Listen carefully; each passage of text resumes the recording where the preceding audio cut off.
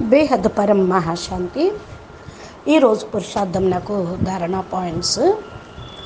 బాప్ అంటున్నారు, పిల్లలు ఈ సమయంలో పరమాత్మ పిత మీ నుండి వేరుగా లేరు.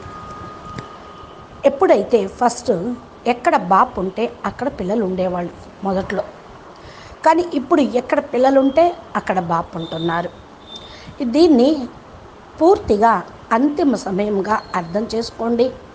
అంతిమ సమయం అనగా యజ్ఞం యొక్క అంతిమ ఆహుతి యొక్క సమయము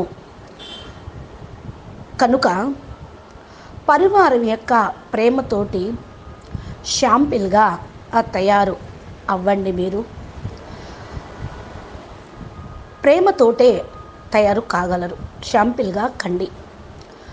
బాప్ మీతో పాటే తోడుగా ఉన్నారు. మీ యొక్క దేహం కూడా చాలా సహజంగానే స్వయం చేంజ్ అనేది అయిపోతూ ఉంటుంది. బాపు కూడా దగ్గర తోడుగా ఉంటూ పరివర్తన మీ శరీరాన్ని చేయిస్తూ ఉంటారు. మీరు నిశ్చింతగా ఉండండి. ఏదైనప్పటికీ కూడా బాపుతోటి చాలా ప్రేమగా ప్రతి ఒక్క పరిస్థితిని క్రాస్ చేస్తూ వెళ్ళండి. పిల్లలు ఎప్పటికీ కూడా ఏ వస్తువైనా సరే అంత త్వరగా పరివర్తన అనేది కాదు. ఏ వస్తువైనా ఏదైనా కూడా అంత త్వరగా పరివర్తన అనేది కాదు. ఇక్కడ బాప్ మీ యొక్క దేహంను కూడా తమో ప్రధాన ప్రకృతి మధ్యలో ఉంచుతూ సతో ప్రధానంగా తయారు చేస్తూ ఉన్నారు. కల్పం అనగా ఈ సృష్టి ప్రారంభం నుండి ఈ బ్రహ్మాండం పుట్టిన దగ్గర నుండి కూడా ఇలాంటిది ఎప్పుడూ కూడా జరగలేదు. ఇంత గొప్ప కార్యక్రమము కొద్ది సమయంలోనే జరిగేదే ఉంది. బస్ ఇప్పుడు ఈ కార్యక్రమంను స్వతంత్రంగా మీరు ఆహ్వానించండి. ఈ కార్యక్రమం కూడా సంపూర్ణం వైపుకు వెళ్ళిపోతూ ఉంది. ఇప్పుడు మీరు సహజంగానే బాపుకు సమర్పణ అయిపోండి, ముందుకు వెళ్తూ ఉండండి. అందుకే పిల్లలు ఏదైతే మీరు అభ్యాసం చేస్తూ ఉన్నారో దాన్ని ముందుకు తీసుకొని వెళ్తూ ఉండండి. ఇది ఉన్నతమైనటువంటి అభ్యాసం. ఈ అభ్యాసంతో మీరు 100% బాప్ సమానంగా అయిపోతారు. ఏదైతే మీరు మాటికి పాత ఖాతాలను సమాప్తం చేసుకొని బాప్ సమానంగా ఉన్నతమైనటువంటి అథారిటీ రూపంలో స్వమానంలో స్థిరంగా ఉంటూ ఉన్నారు.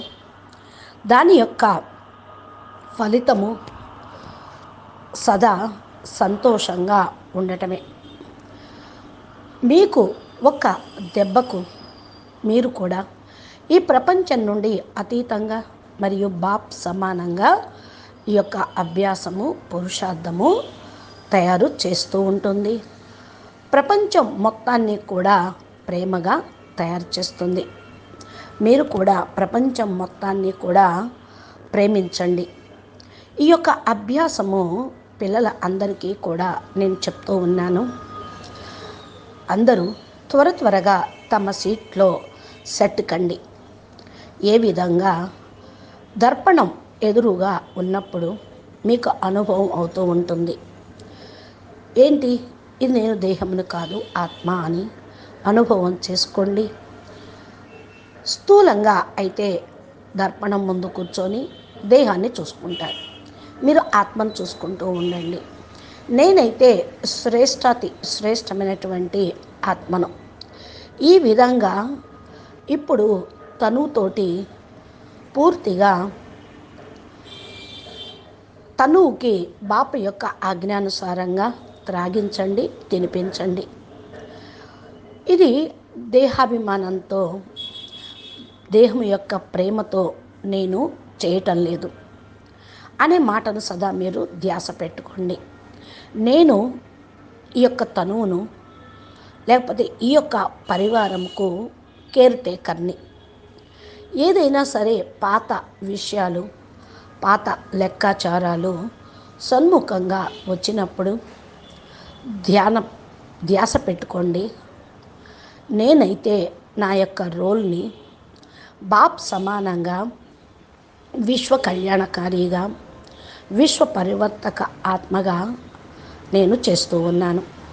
దీనితో మీ యొక్క స్థితి నిశ్చింతగా, తేలికగా, సంతృప్తిగా మరియు ఖుష్ నమహగా అవుతూ ఉండండి.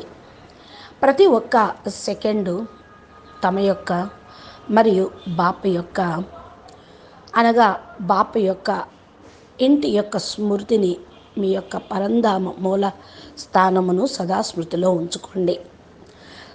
దీంతో పాటు ఆత్మిక నశాలో కూడా మీరు పూర్తిగా ఆనందంను భర్పూరుగా నింపుకోండి.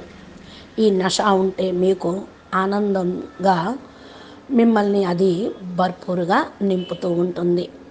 అచ్చా, పరం శాంతి, నమస్తే, ధన్యవాదాలు. బేహద్కే బేహద్, పరం పరం పరం, మహాశాంతి హై, మహాశాంతి హై, మహాశాంతి హై. నమస్తే.